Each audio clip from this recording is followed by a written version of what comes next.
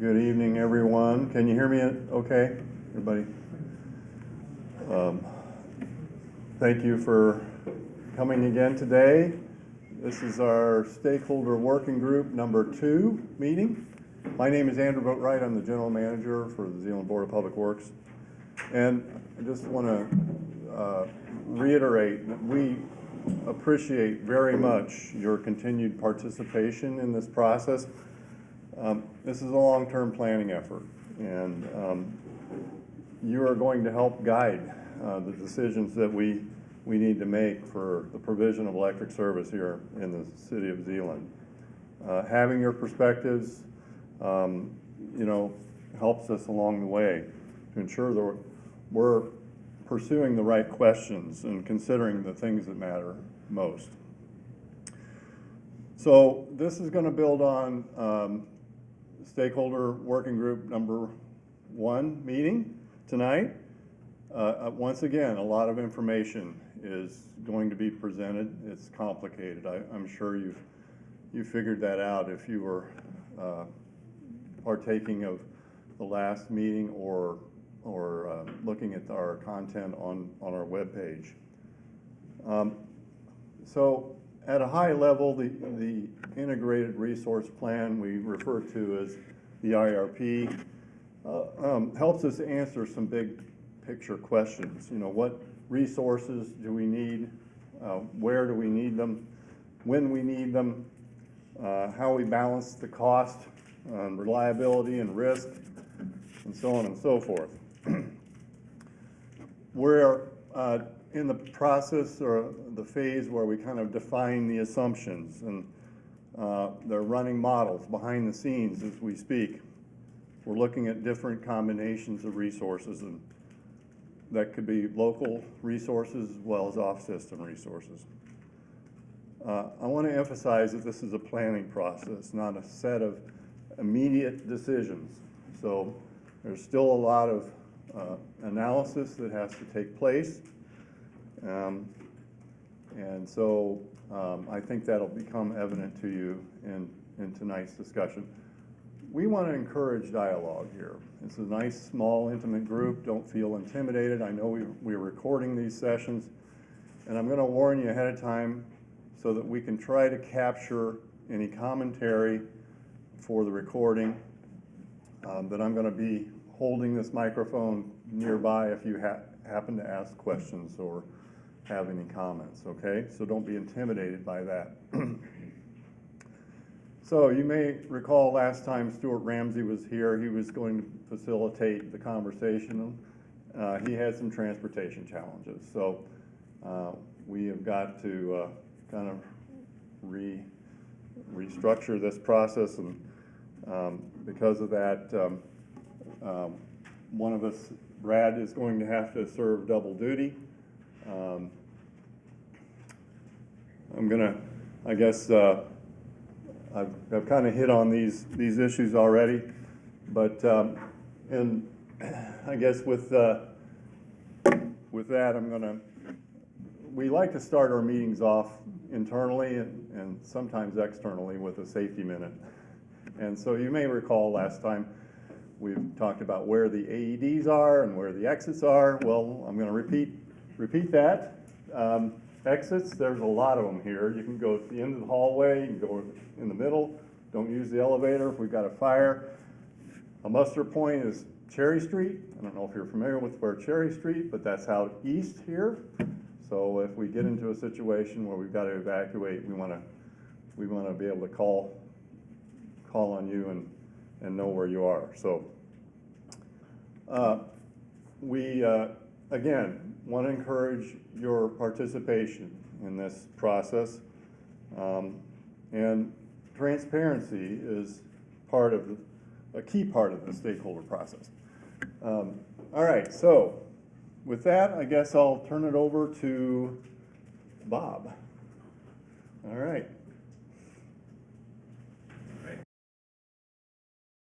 Well, as Andy said, thanks everyone for attending. Hope everyone had a great holiday season. I know it seems like we were just here, at least for me. A few weeks have been a blur. So we had a beautiful snowstorm and then nothing, and now and snow again, and now we're back to almost spring-like weather. So it's Michigan, right? But we're excited about the process and excited that you all could be here. We had a few questions during the meeting last time and then also afterwards, so I wanted to address a couple of those. Received a great question about our energy efficiency program and the effectiveness of that. That's great. We've had one since 2012. Everyone aware of that? Our Franklin Energy Smart Energy programs. There's a number of energy efficiency rebates, both for residential, commercial, income qualified. So if you haven't, I'll show on here just a minute our website. Go ahead and check that out. Download the forms, take advantage of that. Appliance recycling. There's all kinds of great programs there. So since 2012, if you look at the cumulative impact of that year over year, it's actually accounted for about 38,582 megawatts hours of what our 2024 energy requirements are. So that magenta area of the graph there is actually how much the top side would be where our load would be if we didn't have those programs. Now, maybe naturally there'd be some of that flowing in that the program alone wouldn't have incentivized, but still it's pretty significant. It's about 8.5% of what our load was in 24. But even still, our load, even with that, grew over 30% during that period. It's about 2.25% a year, so pretty significant. And if you look at what the overall peak demand is, it's harder to quantify that impact as far as energy efficiency, because when does that load really show up coincident with our peak? For us, typically, at least in the summer, we peak around 2 o'clock in July, the heat of the day. Usually it's a Monday or a Tuesday, it seems like. So it's harder to quantify, but we've still seen our load go up about 27% peak demand during that time, or 2.3% annually. So, which is projected to continue, not just because of a certain few customers, of course, are experiencing growth, but we just see 2 to 3% annual year-over-year growth, which is fantastic and a real blessing in our industry, but also presents opportunities. As I mentioned on the website, if you're unfamiliar with it, hit the website on the programs under My Smart Energy Rebates. It'll launch you over here to the Energy Smart page. Pretty self-explanatory. If you do have any questions, please reach out to our customer service group. They can help you with that. And we do also have a representative at Franklin Energy that can guide you through the process. So most lighting retrofits are done, but that's very common. If you're doing an upgrade, great opportunity to get some money back. So want to talk a little bit too about the IRP versus implementation. So we're definitely talking right now about the IRP components, defining the assumptions, parameters. It's going to allow for conclusions about resource decisions, looking at efficiency, scale, but maybe not specifically siting. That will come later. That's more the implementation. So it's helping us identify what pieces would be good components to add to our portfolio or complement our portfolio. And then kind of that next phase is, okay, which of these makes sense to have on system, which of these makes sense to have off system, where would we site those, at what, like I say, what scale. So that's the focus right now. As we get into implementation, which would be the next phase of this, as you can see, it's more feasibility studies, transmission and distribution, procurement, a lot more kind of in-depth analysis. So more to come on that. So just wanted to highlight those differences and kind of why at this point we're in the front half of this discussion. So any questions I can answer on any of that? Okay. I'm going to turn over to Brad here, Brad Kushner, talk about the meat of the content, and that is the actual IRP. Thank you, Bob, Andy. Good afternoon, evening. Nice to see everybody again. We appreciate your time. We did cover a lot of material in the last presentation. We don't intend to rehash it, but if any of the concepts are a little bit fuzzy from last time, please at any point, we'll be happy to discuss anything. Also, as Andy mentioned, this is standing up here presenting, telling you we're not presenting to you, but the intent really is to understand what's important, what questions you have, what perspectives you have. So please, at any point during the discussion here, stop, ask me, ask Andy, ask Bob. We'll answer any question that you throw out at us. We've used the terminology portfolio, IRP portfolio. What does that really mean? I think from the last conversation we had, there's a lot that goes into the integrated resource plan. We have assumptions on how long our existing resources can continue to operate. We certainly know how our existing resources operate, what they cost to turn on and off, and when they're available. We have our load forecast, how much, as Bob was just mentioning, the demand, the energy and the peak demand requirements. We have a forecast of fuel prices. We have projections of costs for new resources. We have our existing resources. How do they fit in a portfolio moving forward with new generation resources to meet our needs? So this portfolio is really a blend of how do those resources, existing plus potentially new resources, how do they all fit together to meet our future resource needs? And then we look at it under different conditions. There's some slides later in the presentation about scenarios and sensitivities. So we don't just say this is what's going to happen, right? There's inherent uncertainty with everything. So we look at portfolios under a number of different ways. Just some nomenclature that we will throw out there throughout today's discussion. We use behind the meter or local resources. Those are the resources that are in Zeeland service territory. Those are our existing resources, as well as potentially new resources that can be constructed in a size, at a scale that would fit within the service territory. And really importantly, these are resources that Zeeland could solely develop. And by that we mean there may be a benefit to some larger scale resources, but the size of those resources on their own, and the cost associated, and just the management of those resources don't lend themselves to Zeeland doing it on their own.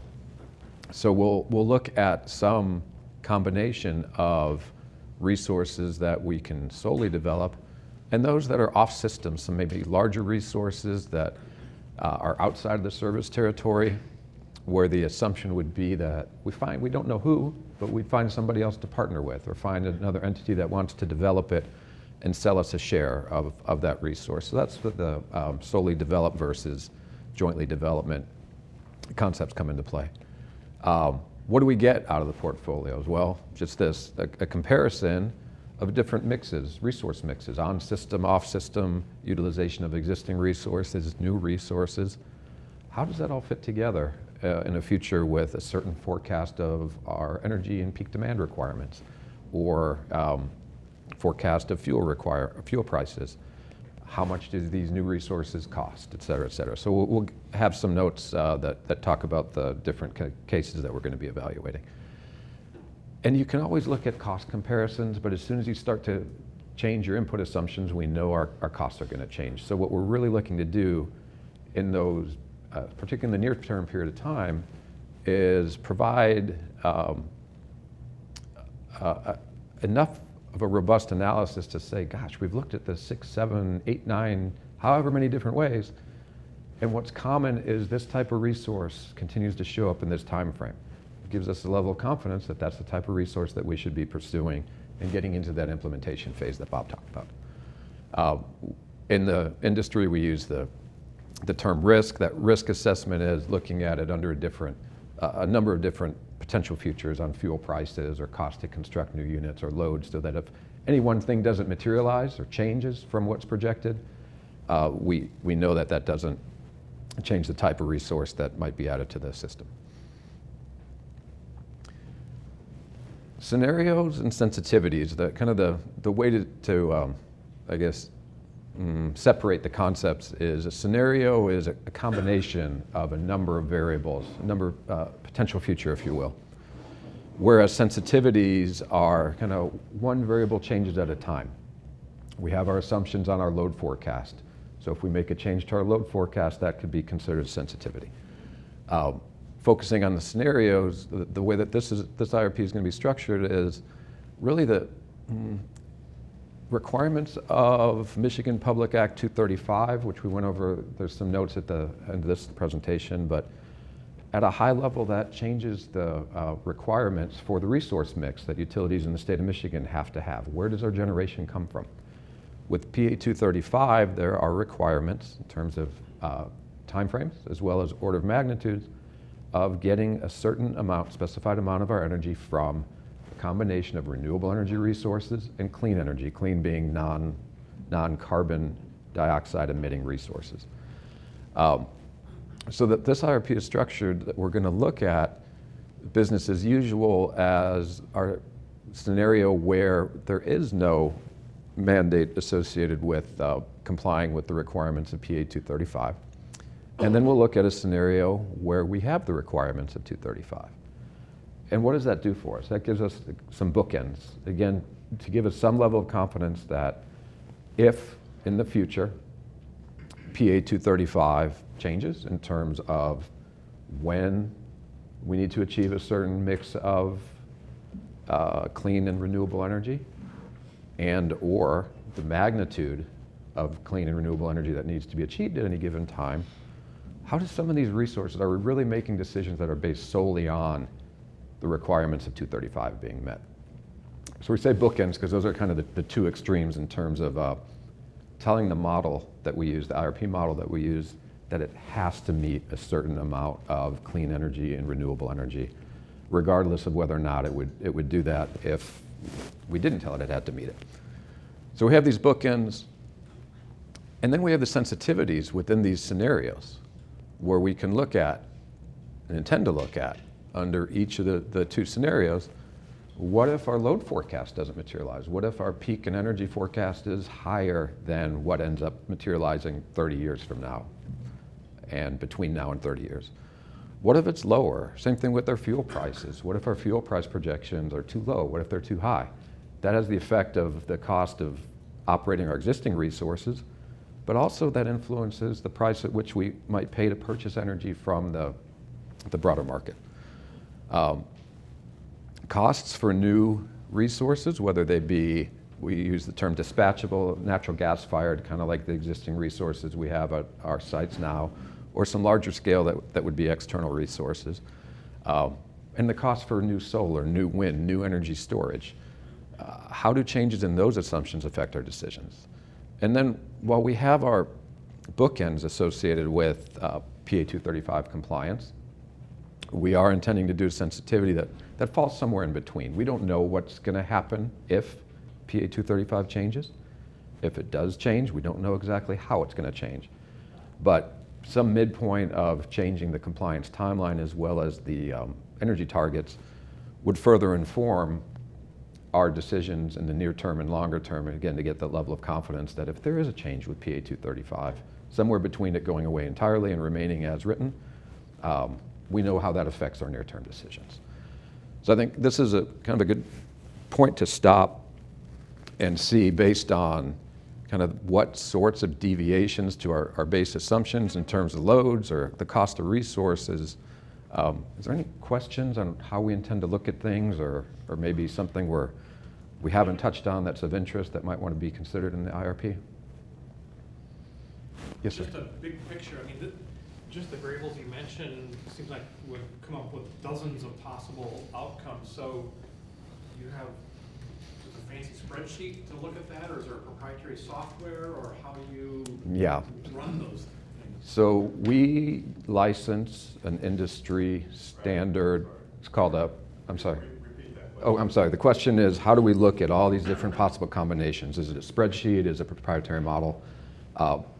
We license an industry standard model. There's a couple different ones. We use a model called Encompass. And what it does is we take all those multiple inputs that you asked about: fuel prices, load forecasts, cost for new resources, our existing resources. And the model then does countless simulations of potential combinations of everything we give it to choose from, the time that those are available, the cost for those new resources. On an hourly basis, even, how we've talked about each year, we've got this net energy for load projection, but there's 8,760 hours in a year. Our loads change by the hour. The model looks at that over the entire integrated resource plan period. And its objective function, what it's trying to solve for, is subject to any of the constraints. For instance, with PA 235, we will also tell the model, these types of resources are considered renewable. These types are considered clean energy. These are the requirements that we need to meet in any given year for percent of energy. And the model is going to look at all those potential, countless, for all intents and purposes, combination of resources with the goal to minimize the cost over the entire planning period at which we can meet every hourly generation requirement while still being in compliance with whatever constraints we give. So that's a lot to digest. What comes out of the model gets sort of simplified into, and you can go into look at all the details you want, but at the end of the day, what we look at is the types of resources that the model is telling us to add and when, so we understand how that resource mix might change, and that gives us some indication of what we want to pursue, and the overall costs associated with the solution from the model. And then you can take it a step further and say, well, gosh, you know, it says to do this in this time frame. What if we can't do it in that time frame, or what if that resource isn't available? You can rerun it or kind of make a change to the model and say, what if we delay it this much? How big of an impact does it have? So so I've been doing this for 25 years. I stepped into this area of consulting when a lot of these computer models were first becoming more prevalent, and they've evolved quite a bit to get to the point that we're at now. Any other? That's a really good question. Yes, sir. Regardless of whatever your portfolio may end up being, I know I'm increasingly reading that transmission and distribution is an emerging big problem. Aged equipment, fairly expensive to replace. Is that hardware sort of question factored into the IRP?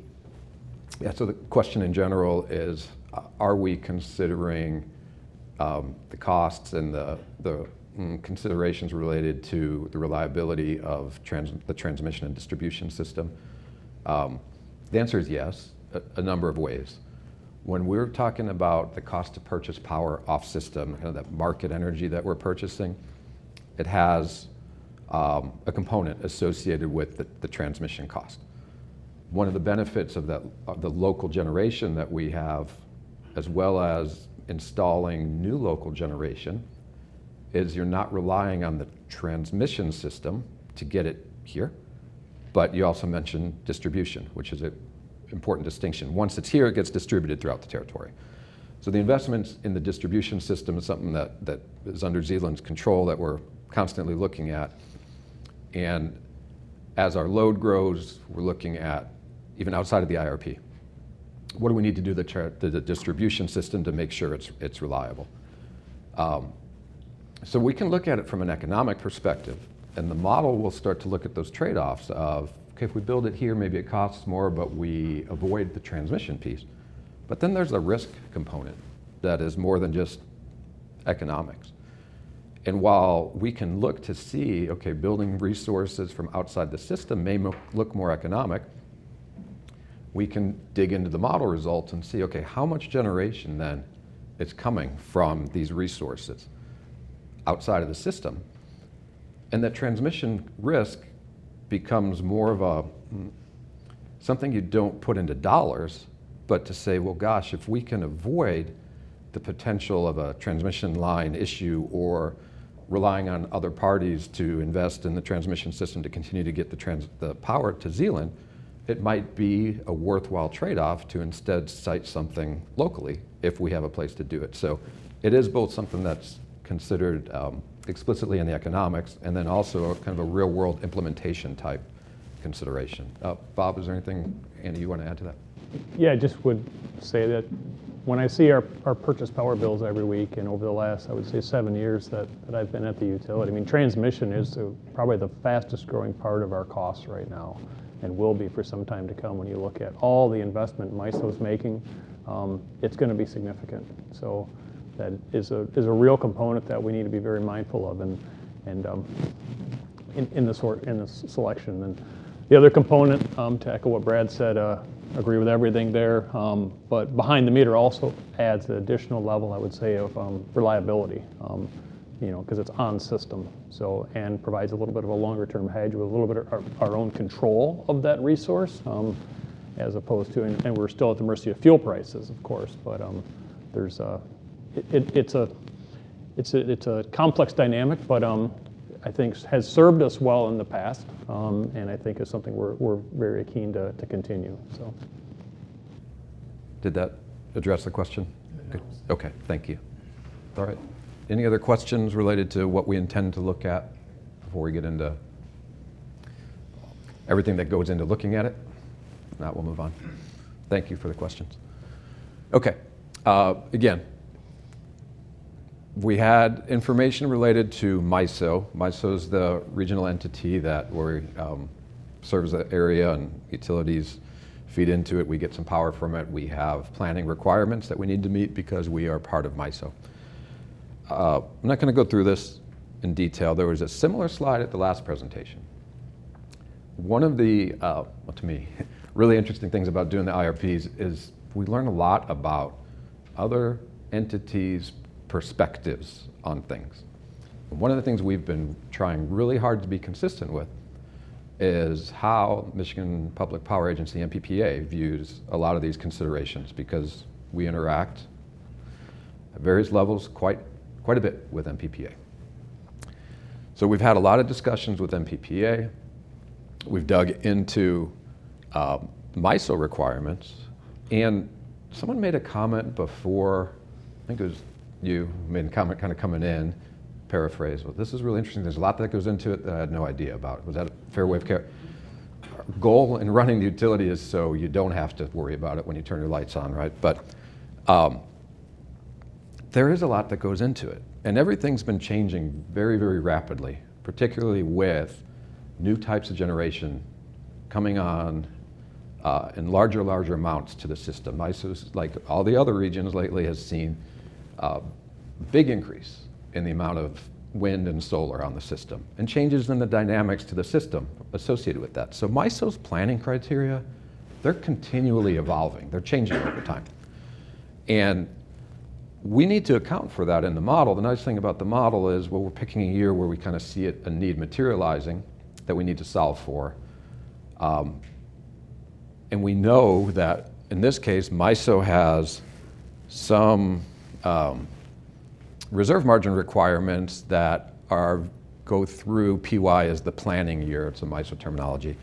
Through planning year 2027, 2028, but those change beginning in 2028/2029.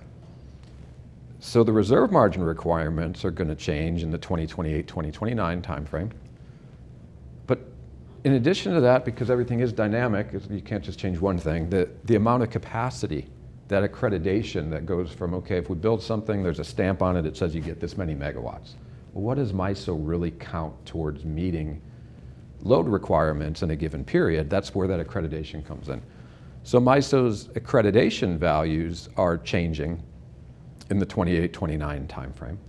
So when we do our analysis, there's nothing to do with our load forecast or our fuel forecast, but the model will see these types of resources get this much of their, we call it a nameplate capacity, but really it's kind of what's at optimal conditions, what does the unit generate?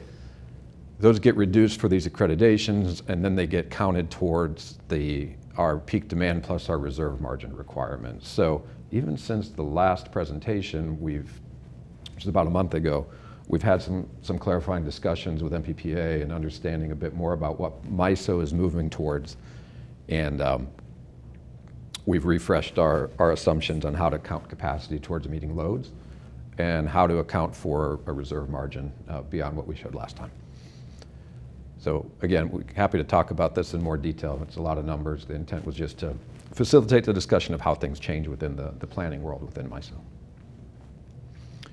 What does this mean? So this change in accreditation, that's the DLOL, direct loss of load. I won't get into details of exactly how they do that, but that's their abbreviation for how we're now looking at accrediting our capacity. We have retirements of existing generating units based on when they were brought online. They also include our contractual power purchases when those contracts expire. Those are lumped into retirements. And then you can see at the top of this, at the top of this is our projected peak demand. This is our baseline peak demand projection. And we layer in those, this is summer, so this includes then a margin for that seasonal planning reserve margin like we talked about. And when we take into account all of our existing resources, their accredited values, changes in accreditation, changes to existing resources. This is the gap we're trying to fill. So in that 28 timeframe, 29 timeframe, we start to see a need for capacity, regardless of where that energy is coming from, regardless of whether it counts towards the clean energy portion of PA 235 or the renewable portion. We need some form of capacity added to the system to make sure that we are planning towards meeting the peak demand plus through reserve margin, so this top solid line. That materializes in about 25 megawatts of a need by 2030. We picked 2030 as the year because realistically that's probably the first year that we could, if this solution was to build something new or have something built and buy from it, the 2030 timeframe is probably about the soonest we can do it. I think there's also this requirement within MISO that 90% of your peak demand needs to be secured up to 4 years ahead of time. Within the state, 95. 95, okay. So that 2030 is that 4-year period as well. So we picked 2030 to illustrate the point here that we start to see a need of about 25 megawatts. But boy, you can see that need kind of illustrated by the gap between the top of the blue and this black line. That need steadily increases over time. And by 2050, which is a long time away, but planning studies, they go for a long duration, that need increases to 126 megawatts by 2050. IRP is not going to tell you what to do in 2045, but it is going to give us some direction of what we need to start thinking about doing right away to work towards meeting this 2030. And then probably in the next 5-10 years after that, that gap in capacity that's required. So the other part of this that's not on here is the accreditation process and planning reserve margins for MISO may change over time as well. So I think we mentioned at the last meeting that we're here doing an IRP. We do an IRP periodically, but resource planning is an ongoing process. So we constantly need to be looking at what are these MISO planning reserve margin accreditation, what's the market telling us, because we can't wait too long to start to look towards meeting a need that seems like it's 4 or 5 years away. We don't know what, if any, changes might happen within MISO or our reserve margin requirements, but those sensitivities that we mentioned earlier, they can capture a lot of different things. That peak demand forecast sensitivity, where maybe we look at a peak demand or energy requirements that are higher than anticipated, it might also help to address changes in MISO's planning criteria, at least from a peak demand perspective. So while they're sort of labeled based on what's fundamental in developing the sensitivity, you can interpret the results to kind of help you address other uncertainties that may arise. And then I guess the big thing here is, PA 235, it's going to change the complexion of the type of energy and the type of resources that are added, but we need the capacity irrespective of if 235 has any changes to it or not. And then just for illustrative purposes, remember the order of magnitude that 25 megawatts by 2030, 126 by 2050 for summer. Summer tends to be the peak period with air conditioning and other loads. By winter, that need still materializes in the 2030 timeframe, and it increases just to a smaller amount by 2050. So it's not like we're just solving for a summer need. We need the generation, the resources all year round. It's just that summer tends to have the most significant need for capacity resources, and that's why we emphasize the summer season for our planning discussions. So before we move on, any questions about, yes, sir? So I'm looking at those two graphs and I'm thinking this should be alarming. There's a big gap. And maybe that's normal. I don't know. Is it, you've been doing this for 20 years. Is that gap normal 4 or 5 years out, or is this? It's not abnormal. Okay. Repeat the question. Yeah, I'm sorry. The question is this projected need for capacity 4 or 5 years away, is that unusual? Is that alarming? wouldn't say it's alarming. I mean, that's why we're here. That's why Bob's here. That's why we look at this on an ongoing. So it's nothing that we did not anticipate coming into the IRP. It's why we start doing the IRP when we're doing it. And Bob, I'll let you talk a little bit to what you do. In fact, we have another slide that kind of talks about some of the ways we have gone historically about meeting requirements, and we'll continue to do so. I think what's most concerning is a bad word. I'm a pessimist, so I try to catch myself when I go. But the time frame for getting things done, things procured, things constructed, things operational, that's changed quite a bit over the last several years. It used to be, if you were to put on kind of a unit like we've got at our existing site, we call them the reciprocating internal combustion engines.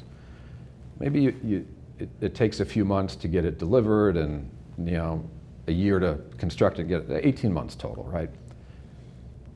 Now, when you start to look at equipment lead times as well as electrical equipment, the transformers, the breakers, that's been kind of a long lead time item that didn't used to be. So the overall process, the timeline from making a decision to implementing to something coming online has gotten considerably longer over time. So you need to, what that says is you need to start your planning process a little bit sooner. And one thing I think we want to make sure we don't get hung up on is there is a lot that can change between now and 2030. And if we were to make a decision to say, coming out of this IRP, we're going to go ahead and move towards procuring this, building this type of resource. If it doesn't come online exactly when we think, there's things that we can do to fill the gap on a short-term basis. But that's a really good observation because, yeah, boy, we see this big drop in accredited value, and then we've got some things going away. So there are some decisions that need to be made in the near term coming out of the IRP. And I think that increase is pretty steep over the next few years. Yeah. And those assumptions going into that are yeah. absolutely vital.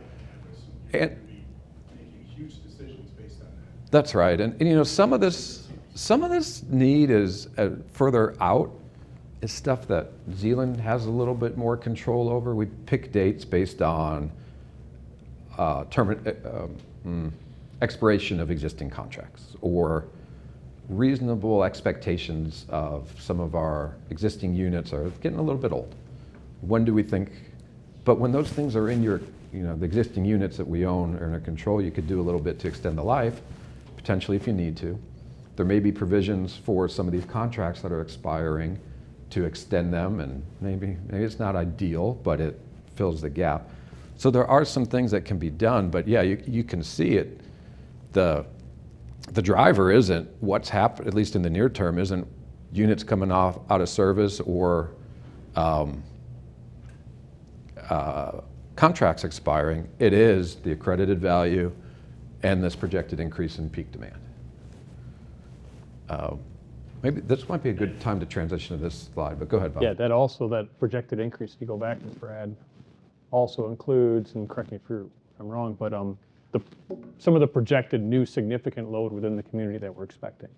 So we're not like, right now, we don't not required to file for that, but we're anticipating, okay, with some of the growth that we know is happening, more than just what we call econometric, which is based on, economic factors and just general year-over-year growth. We know several customers are looking at significant expansions. We don't know exactly what those numbers are, but that needs to play into our planning now. And that econometric, there will be economic corrections over time. Nobody can predict recessions. Nobody hopes for that. But over time, it's probably not going to be a straight line thing. We're going to see some variations. But as Brad said, the resource accreditation is definitely a factor. The bilateral contracts, we've been in a state kind of the industry that it's been cheaper to buy capacity than to build for a long time. That's changing, and it's changing fast. Probably the most alarming part about this is not unique to Zeeland. This is kind of more of a status of MISO and particularly the region we're in, where capacity is getting tight due to accelerated retirements and a transition. So that's not stated in any kind of political manner. That's just kind of the fact. So it's a case of now capacity, which the blue bars, we would go out and contract and buy it and procure it. Next slide here will show that. 2 slides ahead, actually. We've executed in this MPPA bilateral transactions. This was just since 2020. Many transactions in length from 3 years to more than 10, I think up to 15, where we were buying out beyond 2040. And most recently since then, because we recognized this coming and we wanted to shore up kind of where we saw were the pinch points, where we needed time to make a decision on resources. Now we've had growth since then that we're projecting as well. But trying to be proactive in that, but also understanding with risk management, we're looking out so many years, but also wanting to provide where you're not overhedged so that if there is a correction, you've got extreme length. And now the rate base is burdened with that extra cost. So it's a complicated dynamic. But yes, we're very much, I think the urgency is there now to say, not just, again, our community, but larger, especially when we see some of the electrification, the data centers, that's not happening maybe right here, but you hear about it all around us. That can change things tremendously. But I did want to highlight, there's been a lot of changes that have happened over the last, I would say, well, in my time, 7 years here. One thing I would say is the Bell River Power Plant. So that's a coal plant that DTE owned, very similar to Campbell plant. That was going to be retired here in 25, 26. The decision was made by DTE through MPPA members like ourselves. We have an 11.58 megawatt ownership stake in that plant, that to extend the life of that resource, probably through 2040, it made economic sense to convert that to natural gas. We still get the capacity from it. It's going to provide energy. It's cleaner. The dispatch model may change a little bit, but extending the life of that resource, because losing 12 megawatts of capacity off that chart 10 years, 15 years ahead of when it was retired, expected to be retired, is a huge blow for us and other members like us and DTE. So that was one turbine has been converted in 25. The next one's going to happen in 26. But look at that as a way to not just punt, but I mean that extends the life of that, and the capital investment made good sense. But we need to do more. I mean, as you can see here, we're participating in already a significant number of renewable PPAs, wind and solar, almost 48 megawatts of installed capacity. But as you see, the way that plays out with accreditation is not the same as 48 megawatts of another resource. Doesn't mean it's not the right resource, it's just a different animal. So it has to balance that appropriately. On a good front there, we're quite a ways into the renewable energy compliance. So about 20% today through those, with the state's mandate coming in 2030 of 50%. That's a good place to be, but we still need the capacity. So I just wanted to highlight there's a number of steps we've been taking, but to your point, Paul, I believe it was, there's definitely some decisions to make here with some urgency, and we don't want to rush those decisions, but we're trying to be very, very mindful and prudent and addressing those in a timely manner. I just think you've used this master program, I guess, for lack of a better term. And there's all these inputs, and it just seems to me like the inputs are absolutely vital. Otherwise, it'll be steering you down a path that potentially you'd spend more money or run into a utilization issue or whatever. It seems mind-boggling to me. Yeah. There's so many factors that go into it. I guess I just have a basic question too. All these anticipated peak loads and so on and so forth, is that primarily based on industry in the area or homes? Or is it 50-50? On our load profile, for sure the lion's share of the energy and the demand is driven by industry. Okay. So if you looked at the October slide deck, I'm going to quote this from memory, but I think our top 15 customers account for about 77% of our energy sales. I think that's right, but that's a good thing. That yeah, peak is way more correct. Correct. Than hey, we had a hot summer. Holy moly. But they also, our rates right now, I believe Zeeland is still the lowest on the residential front in the state. The commercial industrial base is fantastic for us, and that helps with economy of scale, bring us power supply. Look at the transmission costs, distribution costs, the undergrounding that we do, everything that we have as a community. They're a huge component of why those rates are where they're at, and we're able to provide the service we do. So great partners in that process that we all benefit from. I have a question about when you talk about converting, like from coal to natural, all these changes and upgrades, how does that affect your rates? Yep, can I repeat the question? Yeah. Yep. So the question is how the costs, potentially cost increases associated with conversion from coal to gas, how those translate to BPU's rates or BPW's rates? Okay. Yeah. So like on the Bell River conversion, ultimately that will affect us in its increased rate because it's capital investment. I think our share was just under $4.5 million for that, all in. We ultimately decided you could bond or you could pay cash. We had cash in an account there. It made sense to pay cash on that versus debt financing for what the interest would have been. And we were fortunate where we could do that. But that made more sense for the rate base. But ultimately, versus staying with coal, where you didn't have as much capital investment, the trade-off would be what would be the difference in the fuel cost of gas versus coal. Ultimately, I think it will be a net cost to us. But on the flip side, when you look at the extension of the asset, well worth that investment. Everything played out with the ROI. That was a pretty simple decision in that matter. But yeah, those capital costs ultimately get passed along through rates. They have to be. So and building new assets do as well. So do you anticipate the rates to increase significantly?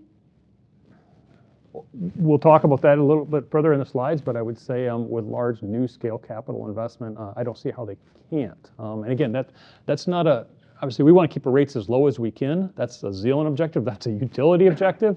But when you when you see what's getting infused, it has to happen. I don't see how rates can't increase. So that's a huge component of this study is understanding, that hurts, it impacts everybody, right? It impacts the residential user for sure, but also the commercial industrial user. When you look at they're producing a product, that energy is a component of the price of that product. That's a huge component. All those concerns are important. So it's. When you look at rates, like consumers and peak time rate, Mhm. is that ever a consideration? It is. Time of use rate, absolutely. Because the market, I'm getting on a tangent, but great question. If We talked about it in June today, which is Yeah. great. And the question was, would we consider, I think, peak use and time of use? And yes, because the market trades basically every 5 minutes, 24 hours a day, 7 days a week. The market has a different price.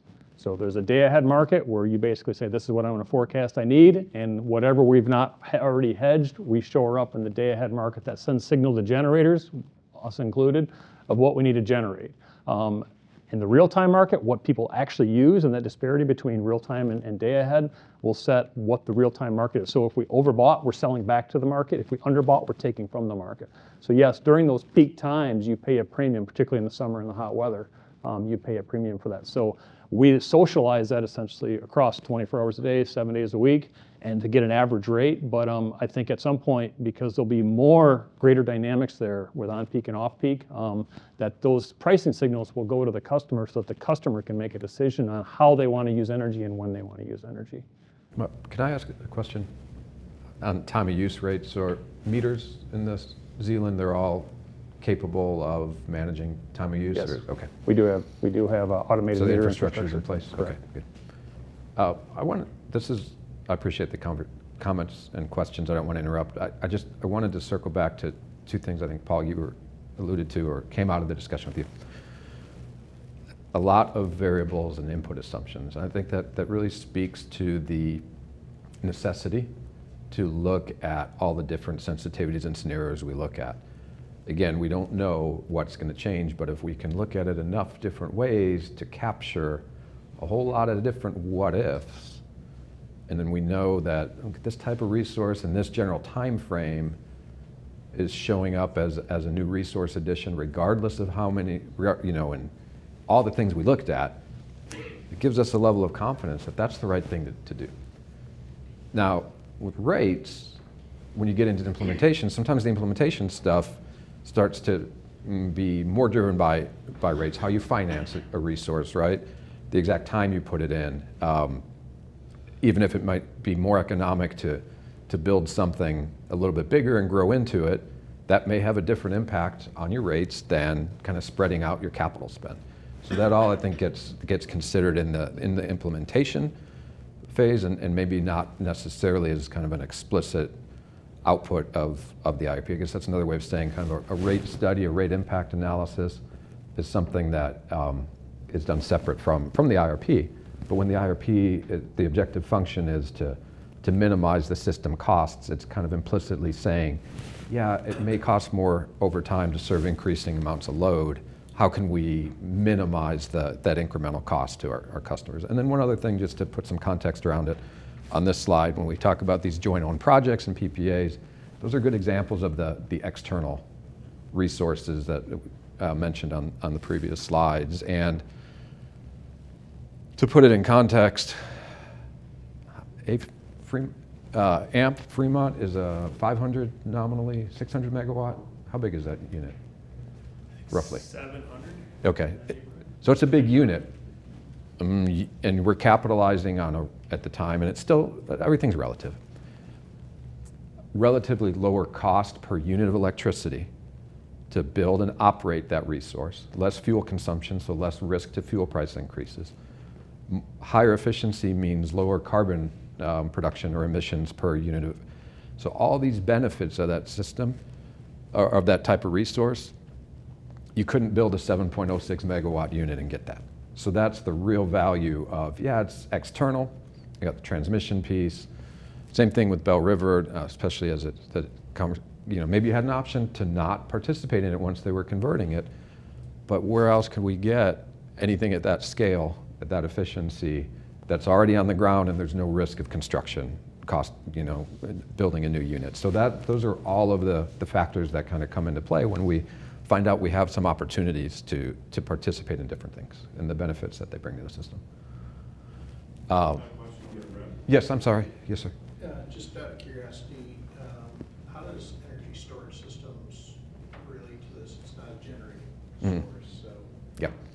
But I would assume that helps with your peak Yeah. stuff. So yes, how does energy storage fit into this? It's not really generation, it's storage, but it helps with your peak, absolutely. Can't answer a how question with the word yes. So let me back up a little bit. When we look at the IRP, we're giving it the option to add energy storage in relatively small increments. Like anything else, if you build a larger energy storage facility, the cost to construct it on a per unit of energy basis go down, but it's not the right fit. So we'll give it kind of increments to choose from. Really important thing to recognize with energy storage is, just like you touched on, it's a store of energy. So not only does it need to fit in terms of the cost to build it, we need to make sure we have resources to charge it at the time when those resources would not otherwise be used to meet our system load.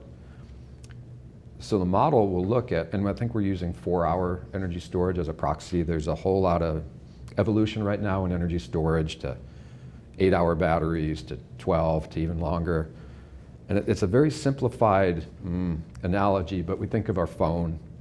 And what happens with our phone over time, the more you charge it, then the battery starts to degrade. And I was frustrated, and I looked at my battery life thing the other day, and it said, well, it's guaranteed or warranted for up to 85% battery life for 1,000 cycles, and you're at 740 cycles, and your battery life is 85%, so deal with it. It's the same thing with energy storage, right? As we charge and discharge these resources more and more, we got to be very sensitive to how they were designed and what they're intended to do. So the model sees all that, and then it sees and it tries to evaluate, okay, is putting this type of storage resource in, recognizing that the model needs to have something to use to run to generate enough electricity to charge it so it's available when we need it, and we can only get 4 hours of discharge from it, and we can only cycle it once a day. That's all gets evaluated in the IRP.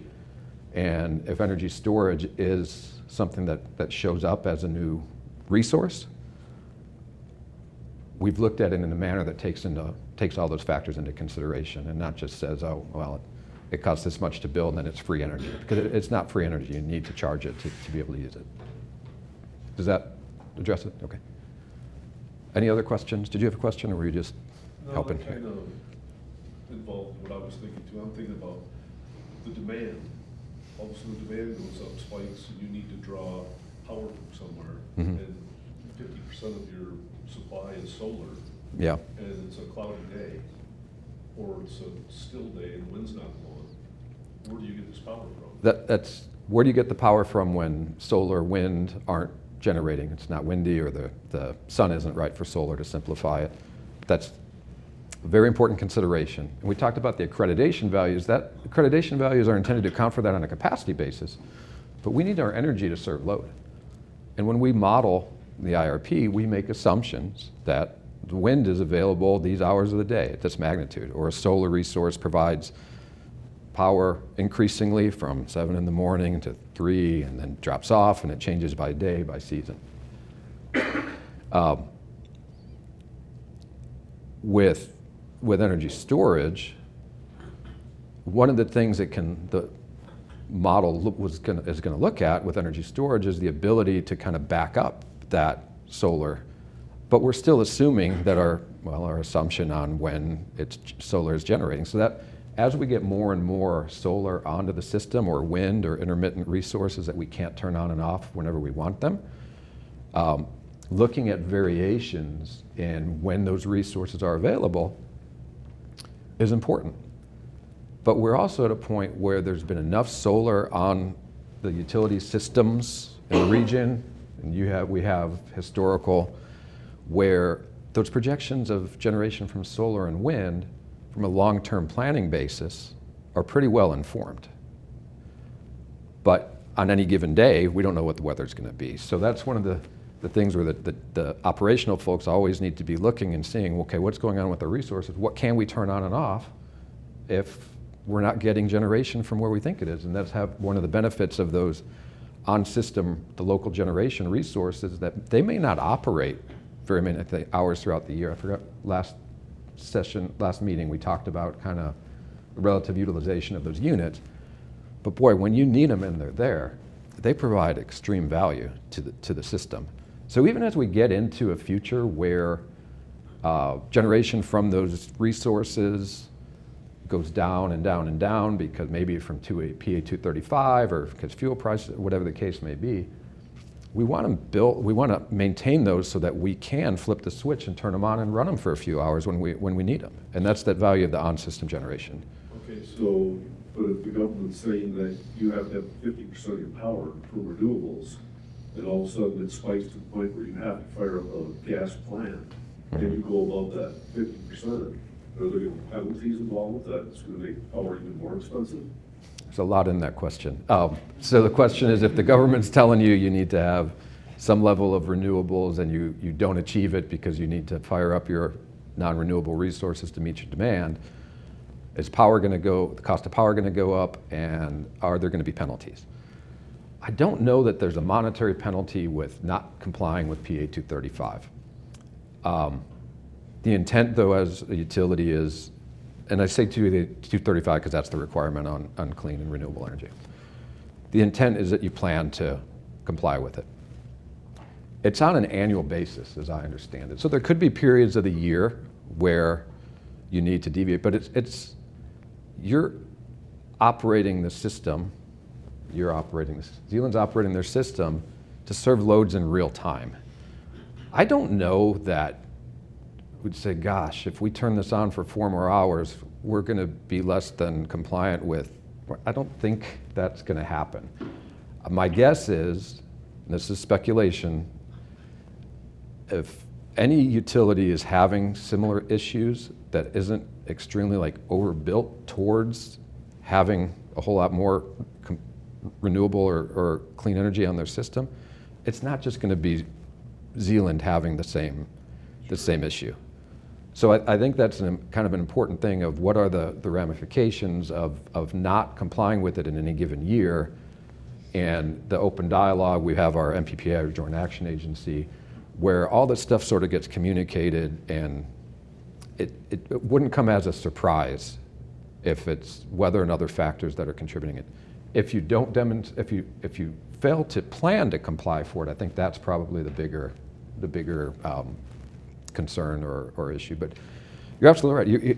We'll see in our mix of resources from the MISO region, and certainly as we get into the results of the IRP, the types of resources being added and when they're added are going to be quite a bit different between our two scenarios, with the, the presumption that there's going to be more resources that you might not otherwise need to economically serve load to be able to meet the requirements of PA 235. Does that directly result in higher costs of power? Probably, but you never know what the market's going to do. It would seem like it, because if you've got solar panels and wind, and now you have to build a battery backup system, it's like having to build 2 plants in case the one plant goes down. That's right. It makes it very expensive. It is, and it's, yes, sir. Sorry, that was rude. I'll take your question in a moment. We kind of use the terminology overbuild, and that's exactly what you have to do. You're going to have to put on more of a certain type of resource than you may otherwise need to put on. And you'll use it, once it's on your system, it's on your system. You're talking about renewables, pretty minimal. There's some operating costs, but you don't certainly have fuel costs. You don't have the same cost as dispatchable resources. But you have, given the accreditation and the fact that they only operate during certain periods of the day, and if you're going to charge your batteries exclusively with renewable energy, then you need to overbuild even more. There are some increments of additional construction or resources that you'd be putting on your system if you didn't otherwise have to comply with some of these requirements. Yes, sir. Yeah, you comment about PA 235, you've got to have a plan, incrementally for the next 20 years, whatever. But there's no penalty. I'm thinking in my head then, to your point, okay, to comply with that, it's going to cost money. And the two most important things in the survey is reliability and cost. So what would make us say, sure, we'll come up with plan A to comply, but you know what? We're going to execute plan B and save money and keep very reliable sources. So I would assume solar and wind are less reliable. Intermittent, right, yep. That's true, but I haven't seen data. That's what they all say. And maybe we'll, the 160-acre solar panel thing in Muskegon, they just announced. I'm thinking, okay, sure, we'll buy from there, but we won't. I don't know. It seems complicated, but it's shocking to me that who cares? If you don't comply, you're not penalized. And okay, is that really a policy then? Or is it just a wish list? I don't know. Yeah, again, there's a lot in there. I'm not going to try to repeat it all, but why are we complying if there's no penalty for not complying? I don't know how to answer that. Like, are they going to come and take over for you? I don't know. I don't know that we can explicitly say that there is no penalty. Right. We don't know what it is, but I would assume that would be. But so let's assume there is, and let's assume we don't want to find out. How can we manage this? There's a couple of schools of thought which have changed over time. If I was up here in front of you 5 years ago, the story we're telling about the relative cost and economics of renewables, the time it takes to build them, would be very different than the current situation. What that tells me is things change, they change quickly, but we're making long-term decisions. One way to kind of mitigate your comment earlier, it's a really good comment, I'll go back to it, is along the lines of, well, how do we know we're not building something that we don't need? Is to kind of smooth out the amount that you're building. So if we feel like there's a risk, if we feel like the type of resource is only being built, and that's why we're looking at the bookends, maybe something in between with 235. If we're feeling like the only reason this is being built for PA 235 compliance, maybe you don't rush into it if you don't need it right away.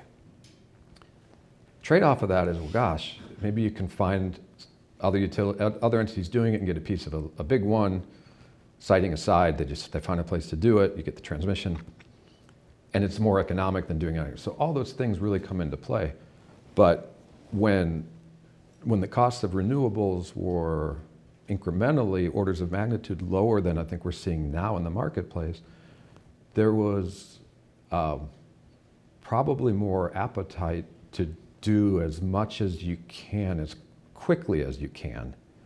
But I think that's changed a little bit with the change in the relative economics between solar and how it fits on your system now versus 5-6 years ago if we'd have been doing this. So again, that tells me we do these long-term studies, we get an idea of how much we need by when, but we have the flexibility to grow into it to some degree, right? We can't match things megawatt for megawatt. Sometimes you have to overbuild and grow into it, but if that's really a concern, if that's a risk, you sort of moderate the pace at which you go about procuring things. Yes, sir. Would it be fair for me to say that overbuilding and meeting peak demand are the same thing? Even if solar wind were not part of the discussion at all, you would still overbuild, right? And so the question is it fair to say that overbuilding and meeting peak demand are kind of the same thing regardless of whether we're talking about solar or potentially? Again, we can't match megawatt for megawatt our growth, right? These machines come in increments of capacity. The smaller capacity amounts maybe are a little bit more expensive per unit of electricity. But we'll use, like, we already talked about solar and wind, but to your point, if we're talking about a dispatchable resource, for example, a new reciprocating internal combustion or RICE unit, there may be an option to build several of them at once or larger units and drive down through, we call economies of scale, right? The larger you build it, the less per unit cost it is. There may be an option to do that and reduce our costs, but what is the risk of, do we end up really needing all of that right away versus growing into it over time as our projected need for capacity, right? We know we need some amount of accredited capacity in the order of magnitude of 25 megawatts in 2030. That grows over time.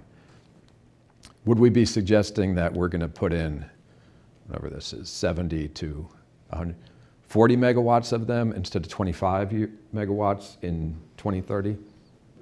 Don't know. Kind of have to look to see, with all the different ways we look at in the IRP, all the different scenarios and sensitivities we look at, what sort of flexibility we have to kind of change the pace at which we invest in things. That's where it factors, that's where that rate consideration comes into play as well. If you have a large scale capital addition early on, it's going to have an impact on rates different than if you kind of defer some of that capital. So it's a really good question. It's a consideration regardless of the technology. And what we'll see from the IRP is, in general timeframes, order of magnitudes of the type of generation that needs to be added to serve load and comply with the requirements of 235.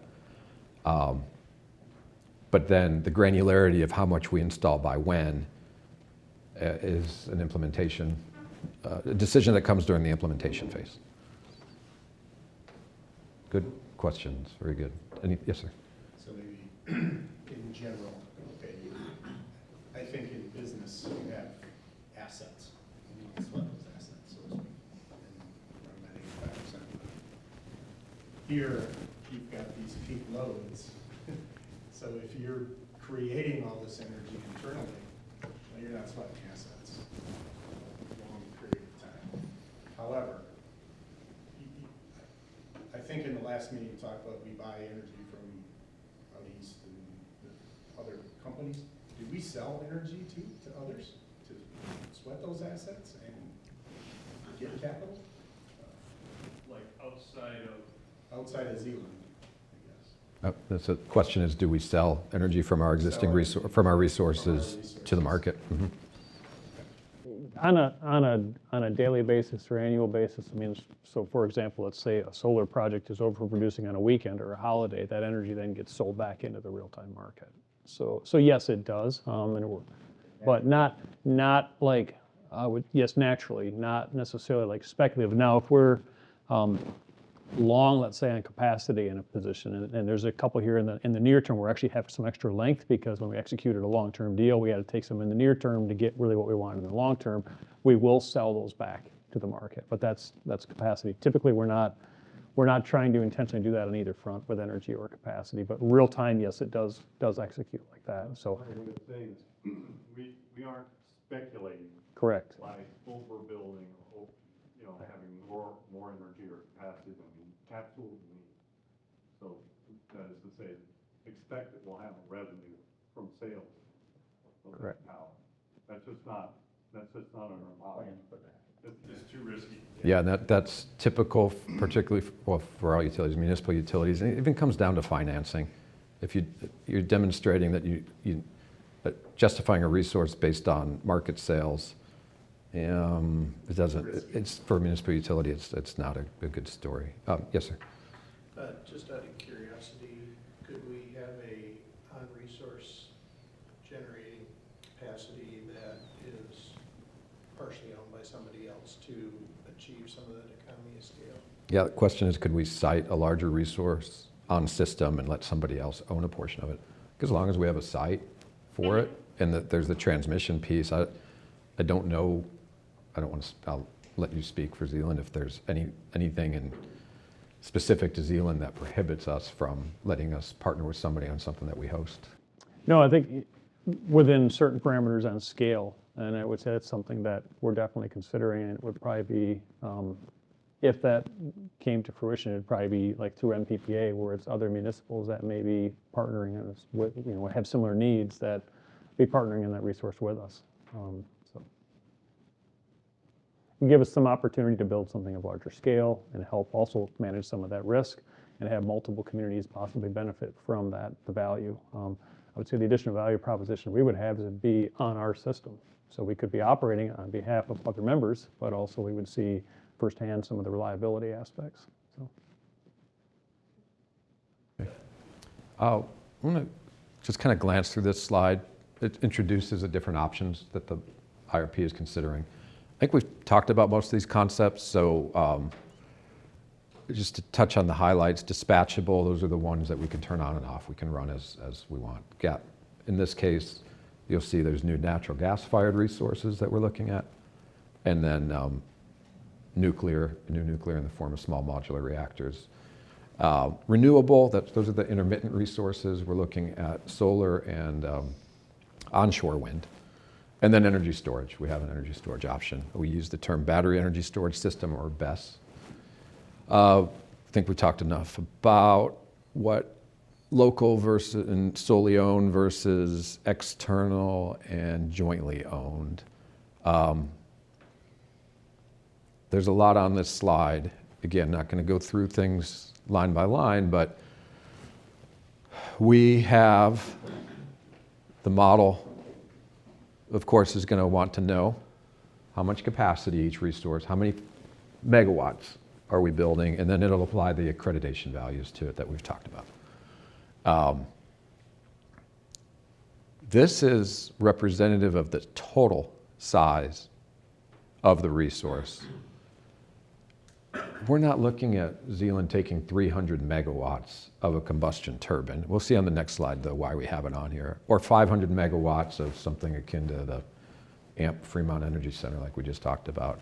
We'd be looking at getting a portion of it, but just to kind of give an idea of how decisions might change if we're able to capitalize on lower cost per unit of electricity, but have the added consideration that we can't do it on our own. We need to find somebody to do it with or someone to offer to do it with us.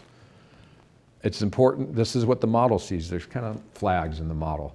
It says, all right, this option, does it contribute towards the renewable energy requirements at 235? Anything that's on gas or nuclear does not. Certainly sun, wind, and various, we said yes. We're going to have to look at that for energy storage to see if we're going to model it with the constraint that it has to be charged by solar or wind. Similarly with 235, anything that's renewable is clean. Anything that's clean is not necessarily renewable. So the distinction here is a natural gas unit that has carbon capture and sequestration, which natural gas resources emit carbon dioxide. You can capture it, pump it, pipe it, put it in the ground. use it for other uses. That's carbon capture and sequestration. There's a cost, and it takes some energy to do that. And you have to figure out where you're going to put it and build all the infrastructure. But it does comply with the PA 235 requirements. Similarly, nuclear is a clean energy resource that would count towards 235. So any of these larger units would be assumed to be off-system. You'd have to evaluate different transmission costs in the analysis than local. And then you mentioned the customer survey. So what we wanted to kind of illustrate is put it in some context. Based on the customer survey, there's general support for these dispatchable resources, whether they're local or off-system. Less general support for new nuclear. Some general support for solar and wind, less so for energy storage than dispatchable. And then we just try to illustrate the distribution of the support rankings and see that, okay, these had a lot of strongly opposed. These were more strong support and somewhat, or maybe in the middle.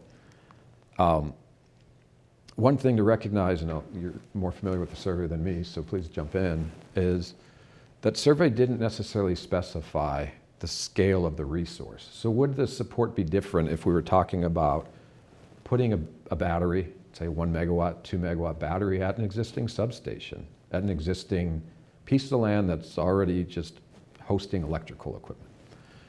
Would solar be different if it was,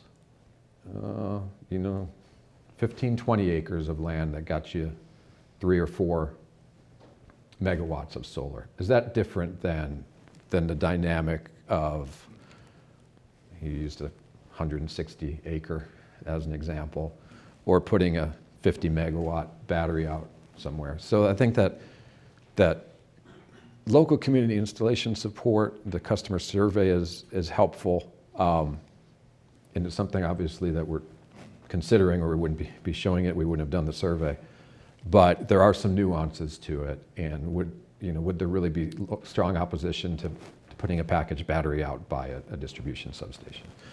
But the model's got to look at all these different options before we can even really start to think about how we work with the community to better understand how these fit in and where they go. Is how do they fit in our needs anyway? And the model's going to look at all these resources. I can take questions if there are any on this slide. Our next slide, I want to be respectful of time, talks about relative things. Yeah, absolutely, please. I guess I'm curious, based on what we've shared with you up to this point in time regarding, our on-system resources and off-system resources, we have a sense for what the community is looking for in an unscientific survey. But I'd be interested in knowing what your thoughts are. What are your thoughts about? First of all, do we understand that, on-system resources is not the end-all for our needs going forward? We're going to have to also do some things off-system in various resources. So what is your feeling about, this survey? Do you reflect with this survey? Is this along the lines of what you're thinking? Or is it diametrically opposed? We'd be interested in knowing. I was gonna say, those last three, strongly opposed. Everybody said, we don't wanna do this. In my mind, I don't know if I was strongly opposed, but I kind of fell in line with that. I hear it's not very efficient and it's costly. And the two most important things are reliability and cost. And I'm thinking, okay, well, forget about that. Let's not even consider it. But I may be ignorant. The technology may have advanced so dramatically in the last 5 to 10 years that, no, it's way more efficient than it used to be, and it's, rivaling some of the other traditional ways. I don't know that. And I wonder if people felt that when they filled the survey out. Because it didn't talk about how efficient things were, and I just see things on the news, and maybe it's propaganda, I don't know. But I don't have the data to make an educated decision on some of those things, I think. I don't know if other people feel that way. Yeah, any other thoughts or, yeah, kind of perspectives on that? Yes, sir. I have a couple thoughts on that too. One thing I noticed with our survey is that we combined solar and wind together into one question. They're separate here, but the survey had them combined. And so, you know, a 300-foot tall thing that makes a bunch of noise and is clearly visible from everywhere around town is very different than, you know, a few other solar panels. And so I think it's possible that maybe some of our customers had a reaction to one of them without maybe considering the other one. So I'd want to get clean data on something like that. I have no interest in a wind turbine within 100 miles of me, honestly. Isn't that the reason that the one at Elder Park left? Yeah. There was a number of reasons for that. Well, then, you know, somebody would have to explain why that one left, it would be smart to put another one in. The one at Health was an absolute baby too, compared to Oh, right, a real wind turbine. They're absolutely industrial. However, yes, solar, I'm not opposed to at all. If there were different questions on the survey, I probably would have been in support of solar and maybe opposed to wind. So that's where I fell. Can I follow up on one thing you mentioned on your original question or comment? It seemed like you were thinking that solar, because like you said, you've heard it's inefficient or energy storage, that it would be higher in cost. So did that influence your view on whether you support it? You kind of automatically felt like it was going to increase costs? I did, based on the knowledge I have. And like I say, I could be totally ignorant, but that's what's being thrown at, I think, a lot of people these days. And then the sound of, you know, Yeah, turbines, yes. and it's like, well, okay, I have a relative that lives on the east side of the state in the Deckerville area, and they have massive amount of wind turbines over there. And I said, oh, you know, I asked him a question. I said, so I see there's 2 wind turbines. He lives in farm area. Is that really loud? Does that bother you? And he told me, he said, no, I don't even hear it. But my neighbor does down the way. It's all based on terrain and wind. I thought, wow, okay. That's something I never knew. All I hear is, wow, these things are super loud and they're so, well, not necessarily. So I wonder if, at least in my mind, I wasn't educated enough to understand these technologies and compare them to the others. Okay. So I went by cost and I went by reliability. And The thought that they would be more, and again, you probably didn't, you had a comment too, I'll take your comment in a minute. There was nothing in this survey about kind of if we need to transition, like we talked about with 235, are you in sort, it was sort of viewed in isolation, right, of do you like this technology or not? Okay. Did you have a comment? Yeah, I was just considering that, you know, I've pretty much filled my survey out along that line there. The thing with solar panels that I don't like is they just take up so much land, and now our state has said that we're gonna put them on farms. I mean, the one in Muskegon that's over the water treatment plant, you know, they've got a bunch of land around there, that's on 1,900 acres. And it produces enough power for 40,000 homes. So, you know, it's just, if you wanna build a bunch of solar panels, you're gonna cover the entire state, and it won't be enough to generate, you know, the power that the whole state would use. So whatever happened to Elon Musk building something in Arizona and powering the whole United States? Last I heard that was moving to outer space. I think was the solar and space thing. So that's a really interesting comment and thought. Solar is the density of solar panels to get a megawatt of electricity it used to be kind of associated megawatt with 1,000 homes. Of course, that's different when it's non-dispatchable, but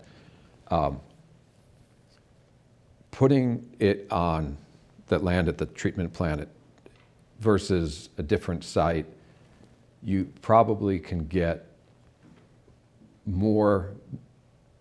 use fewer acres per megawatt at different sites than maybe that one you gave an example. So I'm not arguing with anything you said, but I'm wondering, like, if that was your point of reference, was the concern about solar is the land density, basically, how much land you need, and Put them on top of industrial buildings, parking lots, and things like that, you know, they'd be fine, but, you know, ag land is place to be putting solar panels. Yeah. And the one that you had mentioned earlier, about 160 acres, that's probably nominally a 40 to 50 megawatt scale. So if we talk about, just trying to put it in perspective of what Zealand's needs are, setting aside accreditation values, but when we talk about, okay, maybe we need 25 megawatts of solar, you're talking about like 6 acres per megawatt. So 120, 130 acres as a frame of reference. I guess I guess what I'm hearing from you is that the beneficial use, the land use, you could probably do better things with the land than use it for panels. Okay. Yes, sir. I tend to be more in the green bars. And that's because I've accepted the analysis from climate science. We just have a significant problem and it has to be addressed. It doesn't make it any easier to address the problem, but we know where we need to get to on clean energy. And I look at the fact that globally, the world is racing in this direction. We're the ones dragging behind. The decision's been made globally. And the more the new technology is deployed and in place, people find multiple ways to drive value from it. On the farmland question, agrivoltaics is a really big emerging topic. If you put solar panels on a farm land, you don't necessarily stop using it for farming or for animal grazing. With the animals, Sheep, cattle. we get the cows around, the cows will destroy them. So one, I appreciate you sharing that perspective, but jumping off of what you'd mentioned earlier, grouping solar and wind and your perspective on non-emitting, in your view, if you were to have filled out a survey where it had separate wind versus solar, would your response be different for wind than solar? Or if we go from the fact that I'm reading, there's more offshore wind, there's enough offshore wind available in the Great Lakes to supply 300% of all the energy needed in the 8 Great Lakes states. If it's there and it's right on our border, why are we not capping that? Okay, interesting. Any other perspective? Oh, yep. Okay. I mean, if we don't want to look at things other than traditional, we're gonna have to get rid of some of the things that run by electricity. We want these, creature comforts and all these things, and we know that those other resources are not going to last forever. Yep. But I'm the same thing as you, where I don't think I know enough about some of them that I would say, yeah, that's great, but can also be realistic and that it's not, you can't not do that. Yes, sir. Thank you. Going back to Edie's original question, I would say that as I was filling out the survey, I didn't have enough information to know, which is an appropriate answer for a lot of these things. So, just from my perspective, I tend to agree that I would be kind of aligned with a lot of the green that's there.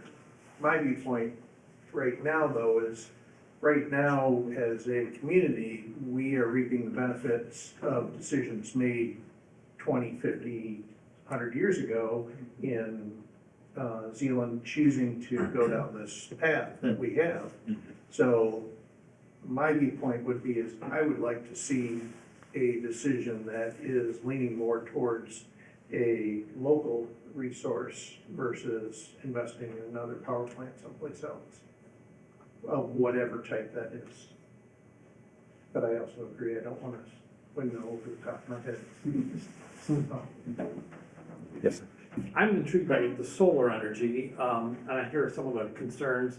I personally mess around with it. I every few years buy updated solar panels, and I have larger lithium ion batteries, and I try and run my e-bikes totally off of solar just for fun, to kind of be able to say that. But because I'm constantly researching and buying, the efficiencies of those things have just improved so much every few years The batteries get more and more efficient every few years. So I like it, but my question is, do we as a local municipal thing have the horsepower to invest in something that's gonna be in 5 to 10 years outdated and need something better, or are we better off doing it by co-opting or purchasing, or, so I guess I would like to see us do more, but not just individually as a small municipal utility. Got it. Okay, that's interesting feedback. Thank you. Any other? Yes, sir. I agree there, I'm on the green side, but that little green part that's under nuclear, that's probably me. Okay. And I say that because I spent some time on nuclear powered ships in the Navy. And if we can power an aircraft carrier and do it safely as much as we do, and we don't live in, you know, the shake and bake state of California, we don't have to worry about a tsunami like Japan here. I mean, and that's, you know, everybody's always looking at nuclear going, well, you know, crap hits the fan, and then we got that. Well, Sure. No, yeah, well, it's true. I'm not gonna disagree with you. no, I'm with you. Because To be honest with you, I think it's way more safe. You know, and I'm looking at it going, the plants on those carriers, the amount of square footage that they take up, and what they can do and what they can power, I mean, I looked at it from the point of view is, I know people are scared of it, but I've seen it, and for 25 years I've seen it operate, and last time I checked, we haven't had a nuclear incident on a sub or a carrier for quite some time, so it's not like it's an unsafe thing if it's managed correctly. Yeah. I just, you know, it's something, what's the footprint of something nuclear in a local area like this, you know, that's my curiosity. Yeah, and Refurbishing that plant. So, yeah, I know, the refurbishing, they closed, I had money for it. Yeah, I was just going to say, your comments on the efficiency, you kind of started mentioning efficiencies, and solar, certainly efficiencies have improved. Bifacial modules, tracking, tilting, ground coverage ratios, shadowing, putting white gravel underneath to reflect. That all gets captured in kind of the economics that we look at. Energy storage, it's evolving. We pick a technology. It'll change over time. Do another IRP. Even on nuclear, you know, a lot of the talk lately and the way that we intend to characterize nuclear is, we call them SMRs, small modular reactors. Very different than the Palisades or the, you know, the big ones, but still very sensitive to how big you make them. Like, I use as an example the SMRs that were out there a few years ago. They're still in development, but they were kind of like if you envision like a wheel and spokes like on a hubcap, right? You got like a central control room and then up to 12 50 megawatt modules surrounding that central control room. Put one module on, cost per this high per unit of electricity. You put 12 on, it's down here. Somewhere in between, so we can't, I use that as an example. Some of these new ones, we say 300 megawatts, obviously they're a smaller scale now, but doing 300 megawatts of nuclear for Zealand is, we're not going to do all that. But to your point, where's it going to be? Nuclear is far enough out in the future where, particularly with SMR, we'd be looking to other utilities to do something with SMRs, demonstrate that they're getting built on time, and commercially, safety aside, or not aside, but not just safety, commercial operations reliability, probably before we could make a decision to invest in it. So that the nuclear piece, and I don't think it was probably captured in the survey, is further down the line from now. A lot of decisions would need to be made to even get to the point where we look at participating with others. So I think that survey was, and all this dialogue has been really informative and helpful. And Andy, I appreciate you asking, because it's kind of like when we're preparing these presentations. It's, well, you can only put so much on a slide, but there's all these sort of, what goes on in your mind as you start to answer the questions. So I found this conversation to be really, really helpful and informative, and appreciate it. Yes, sir. I just wonder, you know, I think of all your resource, clean energy PA 235 model, and all these nuclear, you hear things about it, and the efficiency of it, but will PA 235 answer some of the questions for using the resources to build new or purchase new energy?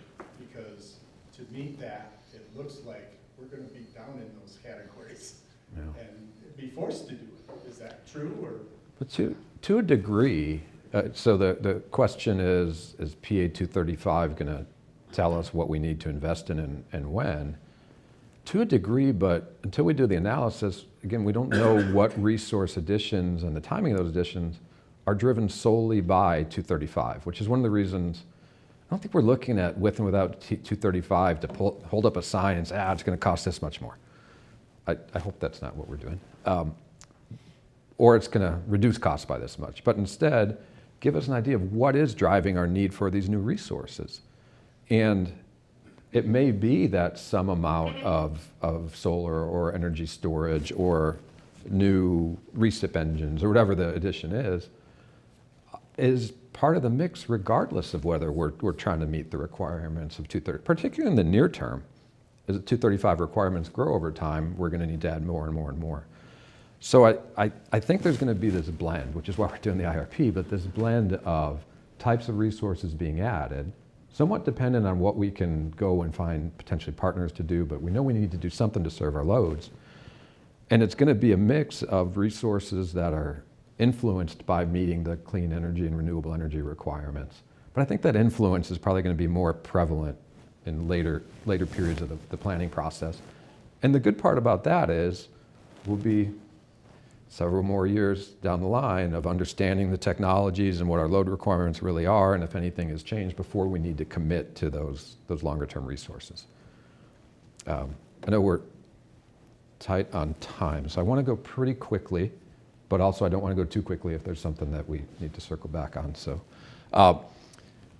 this slide is just intended to, it's the same resources, but give a little bit of an idea of what does the model consider.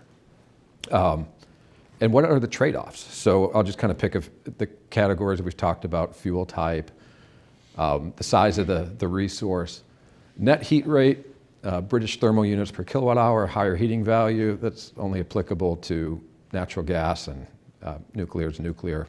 But it's basically how much fuel do you need to put in to the resource to operate it and get, in this case, a kilowatt hour of electricity. So you can see that as we change our technologies from recip engines to combustion turbines to maybe a larger combustion turbine to a combined cycle, which is, we use the example of the Fremont Energy Center. Combined cycle is you put fuel into your combustion turbine, you capture the waste heat in a heat recovery steam generator, and then you feed that waste heat to a steam turbine. So you can see it's more efficient, but there's also more equipment involved in capital, but it's also larger. And then this is the combined cycle where we capture the carbon capture and sequestration. So you can see an efficiency ding. Takes more fuel because we call them parasitic or auxiliary loads. There's some energy required to run the capture and sequestration components that energy is generated by the combined cycle itself. And then, this heat rate on small modular reactors, nuclear, looks very high, but in the whole scheme of things for a nuclear power plant, the fuel, the feedstock it's not free, but it's a minimal component. It's typically measured in cents rather than dollars. And then, of course, our sun and wind, and assuming we're going to charge energy storage with renewables, there's no fuel component. And then the cost to construct it, so this is, you're buying your car, costs this much. Insurance, property taxes, a driver, if you pay a driver, but in this case, people to operate the unit. Those are your fixed costs. Variable costs are a function of how much you're operating it. So those are in addition to any fuel, but there's chemicals, there's consumables, there's wear and tear on the resources as you operate them. So that's another component of cost. So what does the model see? The model sees all of this. Also, all of our fuel price projections, our load projections, our requirements on PA 235, our financial parameters, escalation rates, et cetera, et cetera. And it does the trade-off between how a resource with a certain cost to at it versus own it, whether you use it or not, and then operate it, and what the fuel costs, how quickly it can go up and down and follow your loads. That all gets captured in the analysis. So the key here is to look at kind of a diverse range of resources to see what might fit. Again, whether we have 235 compliance requirements or not. And then just as an example, because we've talked about carbon emissions, and carbon emissions are a function of the carbon content of your fuel and your heat rate, the efficiency at which you burn your fuel. So I still have to write it down every time I do it, but it's canceling your numerator and denominator, but you have a heat rate measured in BTUs per kilowatt hour. Your carbon intensity of your fuel is typically measured in pounds per millions of BTUs, so you do all the math, and you come out with, okay, for any megawatt hour of electricity generated by this type of resource, it's about 970 pounds of carbon dioxide down the line. And then carbon capture and sequestration, we're capturing 90% of it, but there's an efficiency difference, so it's on the order a little bit more than 10% of the emissions of combined cycle. So what does this mean? We're not assigning a cost for carbon dioxide emissions in our analysis, but one of the things we intend to look at is we call it the carbon intensity of the portfolio, but as we look at different solutions, different options, and compared to historical, how does our carbon profile look? Because we know that it is important to some people to at least kind of have an understanding of what we're doing to reduce our carbon footprint. So again, these are all subject to change. We're in the process of getting these estimates as close as we can based on current conditions. We're talking in 2025, but we're solving needs in 2030, so costs get escalated, and they're going to change between now and 2030 and beyond. But we need to, the really important thing from resource planning perspective is to be internally consistent. And are these costs, how they differ by resource, are they reasonable? You know, the cost to build and operate this unit compared to another unit. Are they exactly right? We don't know that until further refinement. Any questions on that last slide, kind of what we're looking at, what the model sees? Okay. Maybe a quick question, the PA 235 requirement, does that take into account the carbon footprint of the overall portfolio, or is it just 50% of this? That's right. The question was, does PA 235 take into account the carbon footprint of the portfolio? Not directly. It's just you flag in the model what counts towards renewable and what counts towards clean, and then the model, you have the requirements of 235, they're just percent of total generation from renewable / clean energy, and that's what it solves for. Yes, sir?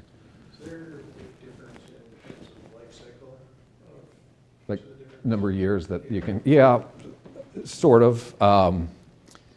Typically, it depends on how much you spend to operate and maintain the resources. I mean, our existing recip engines are pushing how many years now, some of them? We got one that's over 70, and so it operates obviously the least, has a low heat rate, but it provides the same capacity as say a new unit of that type. So yeah, it's operated again for that purpose, but a testament to those that minimal less than 70, you're not running a lot, but we're still PM it, we still do what we do because the value there is on the asset. So typically, Brad, 30, 50 years. Yeah, it depends on the resource, how you own and operate it. Our O&M costs are intended to capture doing the things that you need to do to keep them operational for a long time.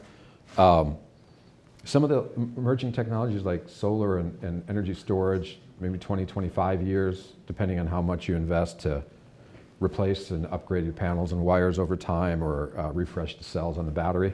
So that's all kind of baked in. But yes, we need to put an expectation on the life cycle, how long the units last. And that also comes into play when we're looking at the cost of the resource, because that life cycle, we call it useful life, that's going to influence how long the model sees that we assume we finance, and kind of like a 30-year mortgage versus a 20-year mortgage, and how you amortize or levelize your costs. So yes, there are differences, and we take that into account in the analysis.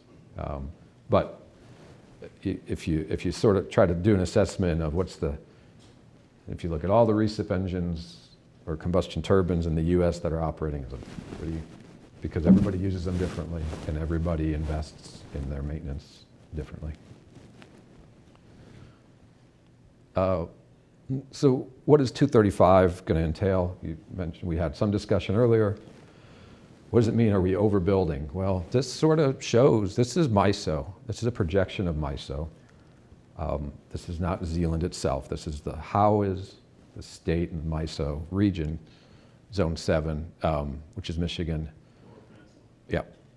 How does the mix of capacity resources, nameplate capacity, before we start talking about accreditation, how might it change due to compliance with PA 235?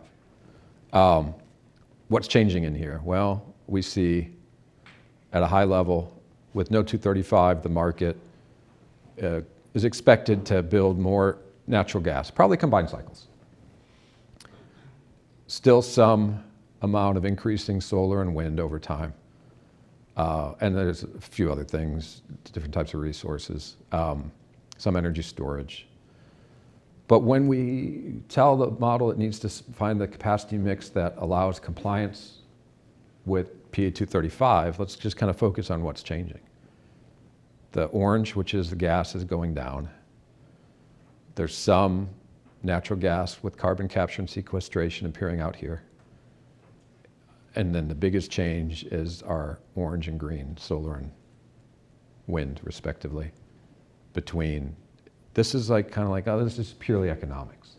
This is the most economical to meet the requirements of 235. And not only do you see this blend of capacity additions and resources changing over time, these are on the same scale. You can see starting in the 2030, 2040 timeframe, how much more nameplate capacity is being added to allow the addition of those new resources that meet 235 requirements to come to the system. And that increases over time. Before we open this one up for discussion, the next thing we thought might be helpful would be, what does that mean to the cost of power? And there's an energy component of power. We go to the market, we buy the energy, but in order for the energy to be there, there has to be investments to build the resources. So we've tried to represent this on a total cost of power. Again, on the same scale, just to kind of show relatively how it changes. And you can see the relative increase in the cost of power under 235 over time, particularly in the out years, starts to be more and more prevalent. So a few things here is that because of PA 235 potentially changing the mix of resources that are added, we may get in a situation where there actually is some capacity on the market to purchase, but the type of energy associated with it isn't compliant with PA 235, or that the energy that is compliant with PA 235, everybody's using it for their own purposes, so it's not something that we can go and buy to help meet our 235 requirements. If you go back to prior. Yes. That graph on the right supports what's in my mind. PA 235 is going to tell you what you're going to, and it looks like solar and wind and NG, CC, CCS. And I thought on the prior graph, CC with CCS was cheap to build and very inexpensive to run. And I thought, well, why wouldn't you just spend all your money on that? Forget about solar and wind. But anyway, that PA 235, it appears like it's telling us you're going to be building these things in the next, way out, not tomorrow, but way out. And then the graph that you just showed on the next slide tells me, okay, it's going to cost you more. And that kind of supports the comment you made. There's no penalty for doing it, so it's like, well, why would we do it other than to save the planet? That's an important thing, but if cost and reliability are most important, they're forcing us to spend money. No, I think those are good observations, and as we pulled the content together, that's where we were thinking the takeaways would be. Let me just see what else we have left to go through. Is it be okay if I just kind of flip through the rest of the slides, and then at the end we can kind of circle back to whatever. Just to illustrate the point on the fuel price sensitivities, this is historical average annual natural gas prices. Of course, we saw a big spike. This was at the peak of the Ukraine crisis invasion with Russia. Prices have since moderated. They've ticked up. We're showing average annual. The model looks at seasonal, much more granularity than average annual, but that's tough to show on a graph. So our projection for natural gas at the Henry Hub, it looks like this over time. We have sensitivity cases that we envision looking at, low side and high side. We use the Annual Energy Outlook. It's the United States Energy Information Annual Energy Outlook. It's a publication with all sorts of information. One of the things they publish is projections of natural gas prices at the Henry Hub. So we base our long-term projections on Henry Hub prices per the AEO. And those sensitivities, they have two different, they have a number of sensitivity cases. One is called the high technology, which means there's improvements in the efficiency of extraction technologies that decrease the cost of gas. Low technology is the other way, there's not as much improvement. And there's some other factors involved, and the price of gas actually goes up. We don't just model Henry Hub prices, we have an adder to get the price from the Henry Hub, which is somewhere in Louisiana, to Michigan distribution gas facilities that we buy gas from. So those costs get added on to these. Just our band of, we call them a band, our load forecast. This is our projected annual energy requirements. Here's historical, here's how they're projected to be. This is our baseline. It's based on a combination of econometric, which is economic and other customer use considerations, and I think we covered this in the last presentation, so I won't get into it too much, as well as the increments of some new load additions. So for our sensitivity forecasts, we kept those increments of new load additions the same, but we varied our econometric projections. So if you kind of look at our baseline, assumed 50% probability associated with all of our economic considerations. Our scenarios wrapped a 90% band around that. So this was 50% probability on econometrics. This reflects 5%. This reflects 95%. So it's very technical. There'll be more information in the IRP itself, but it's a standard way of looking at sensitivities to our peak demand and energy forecasts. And you can kind of see how within each of the sensitivity cases, our average annual growth rates changed between the high and the low case as compared to the base, depending on the period we're looking in. You'll see all of them have the high growth here because that's influenced by those incremental load additions that are there in all the cases. And then from there, once we develop our energy projections, we look at historically how the system loads have deviated from hour to hour as a percent of total load. That's called our load factor, seasonal load factors. So it's a mathematical calculation to go from energy to corresponding peak demand. But again, you can see order of magnitude where we ended 2024 peak demand for summer, kind of picks up in this dark blue line as our projection for 2025. There's a little bit of a decrease. I don't, off the top of my head, remember why, but then it really ticks up from there. And again, it's driven by those incremental load additions in the near term and then more econometric factors longer. And what does that mean? What's the model trying to solve for?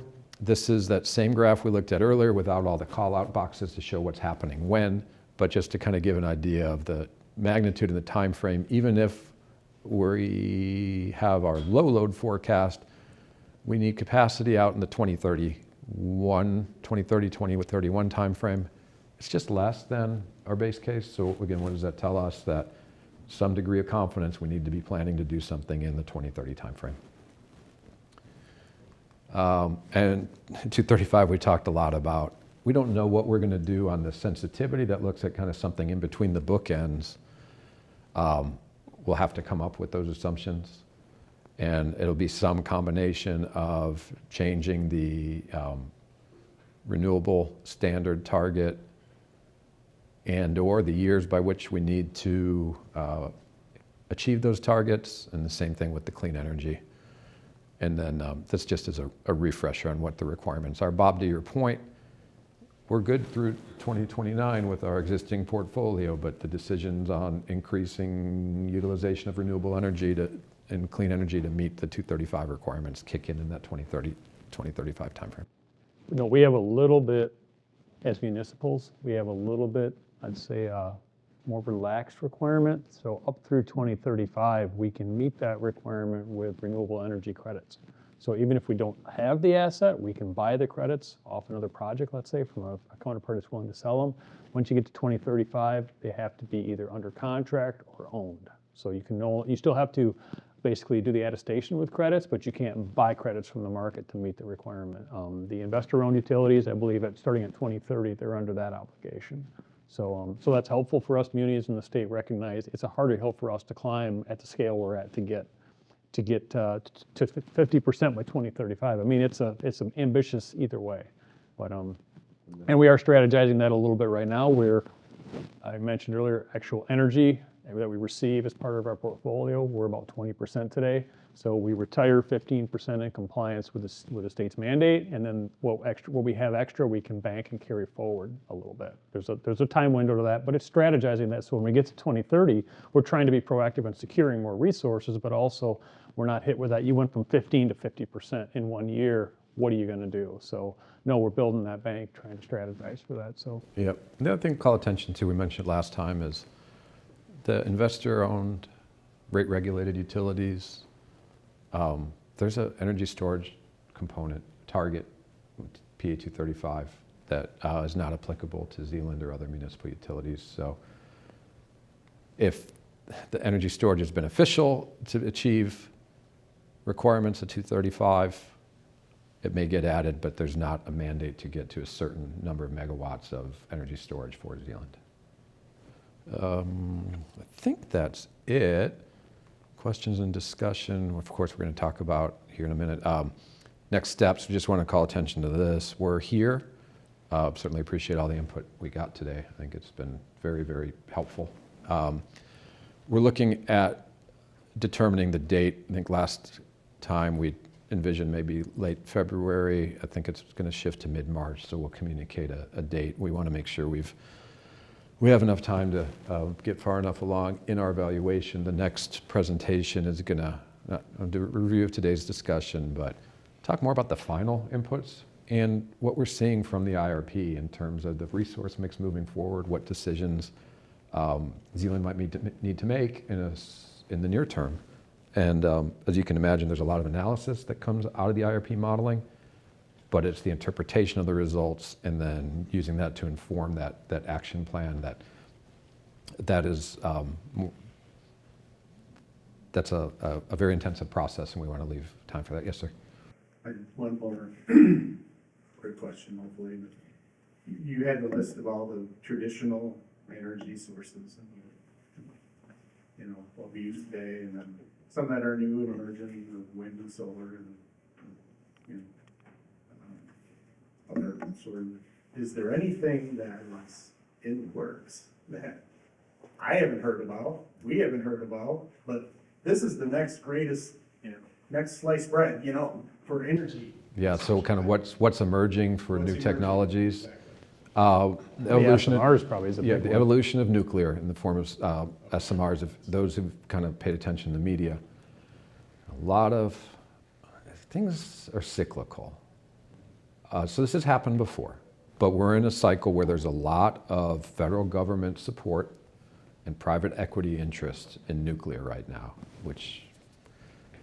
so nuclear is going to change. There's going to be something happening with nuclear above and beyond the 2 megawatts that were finally built in Georgia a couple years ago. We're seeing it in the state with a renewed interest. We're seeing it a lot of places. The carbon capture and sequestration seems like it's been emerging for a long time. Yeah, is it going to get any more certainty? I don't know. There's probably lower cost options that require less infrastructure and less energy. Hydrogen kind of came and went. I think there was a lot of debate about, is hydrogen really a good use of energy? I think the consensus is no. To get to green hydrogen, you need to use a lot of renewable energy that you could just, why not just power the grid with it, sort of thing, except that it's more dispatchable if it's in a combustion system. Battery storage continues to evolve, whether it be the duration or the technology.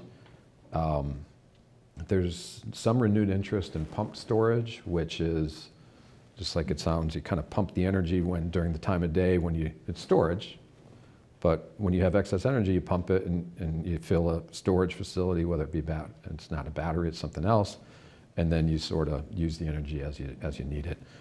There'll probably continue to be some improvements of the efficiency on solar panels, PV, but I think that's really the ones that are getting the most traction. I'm from Kansas. It was kind of interesting, or I'm from. I won't tell you where I'm from because y'all aren't fans of their sports teams, but I live in Kansas, and I saw some article about like an underground nuclear facility. I had all sorts of questions, but yeah, it's far enough underground. So, but I was like, but that's kind of something to kind of keep an eye on if they're kind of doing more and more with these technologies because the government's backing it more. There'll be some evolution there. Yeah, picking the heating and cooling your home.